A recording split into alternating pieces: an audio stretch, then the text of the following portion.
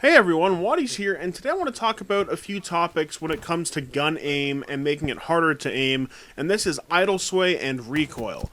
The gameplay you're seeing is me playing Call of Duty Black Ops 3. I'm using my shotgun setup on the map Stronghold and Combine. Anyway, both Idle Sway and Recoil are generally both topics when it comes to skill gap, and as a result they both have their followers and people who absolutely hate them. And thus what I want to analyze is what each of these things does to the gun, and thus what it does to the skill gap. But before we go forward, I should define both of these things. So, idle sway is what happens when you're aimed down sight, and your hand and your gun and your sights just start kind of moving away from the original position. And it's generally a pretty random pattern, like it'll just start in a random position, it'll just start kind of moving, and it'll get more and more extreme the longer and longer you're aimed down sight. And recoil is when you're shooting your gun, and it's getting more and more off target the more that you shoot. And you generally have to control it back into the position so that you properly hit your target, or stop and start bursting. While these things sound kind of similar because they're both getting your gun off its target and making it harder to hit your target, so to speak, they do it in a very different way, which means that they have a different impact in regards to how you're able to react, and these reactions affect the overall skill gap, the key issue being in randomness versus controllability. The thing with idle sway is that it's inherently random.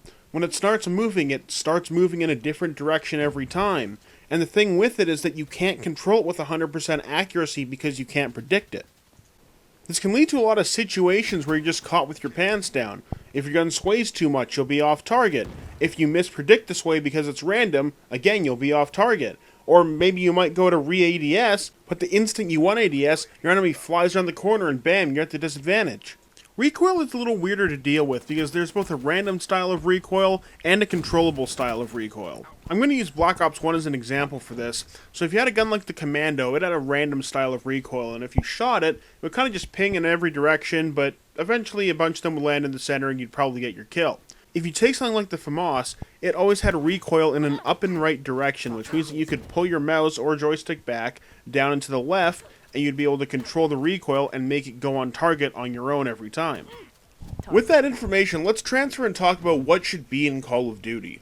Now personally, I've always liked it that when you get a kill, you deserved it, and when you die, you also deserved it. You can learn a lesson from your deaths.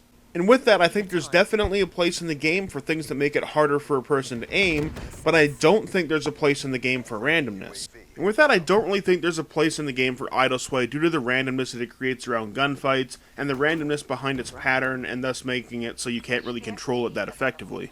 On the other hand, though, I love recoil, especially controllable recoil like the FAMAS in Black Ops 1, where it shoots up and right. It is your fault if you're not able to bring it back down and hit your target every time. And because of that, it really enhances the skill gap because the person who is better at controlling the recoil is going to win the gun engagement in every instance. As it pertains to randomized recoil, I'm not as big on it as I am controllable recoil, but I actually don't mind it. And the reason is because of those longer engagement ranges. If you have a gun like the Commando, you're going to have to burst fire anyway, and as such, you're still kind of controlling the recoil, and the person who realizes that and is able to do it is the person who's going to win the gun engagement. My only thing with randomized recoil is that, like it happened in Black Ops, there should be as good or better guns with a controllable style to make it so that the person who can control that recoil best is always sitting at the upper tier of the skill curve.